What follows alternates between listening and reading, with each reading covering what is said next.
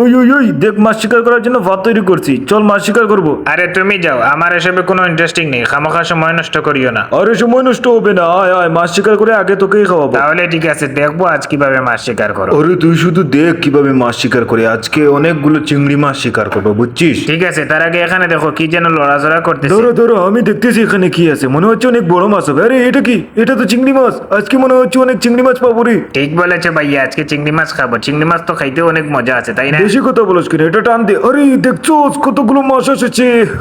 Guys, এত সুন্দর দৃশ্যের জন্য একটা লাইক করে যাবেন। এবার চলো বাড়িতে গিয়ে এগুলো রান্না করে অনেক মজা করে খাবো, এটাকে ফ্রেশ করে নেই। ঠিক বলেছে ভাইয়া, তার আগে এটা দেখেন, শয়তানের ছবি আর এটা হচ্ছে আল্লাহর ছবি। আল্লাহর ছবির জন্য একটা লাইক আর চ্যানেলটিকে সাবস্ক্রাইব করে দিবেন। ঠিক আছে, তারা সাবস্ক্রাইব করে দিবে, তুমি এগুলো আগে রান্না করে ফেলো। হ্যাঁ হ্যাঁ, আমার রান্না শেষ হয়ে গেছে অলরেডি। এই নাও ভাইয়া, রান্না শেষ।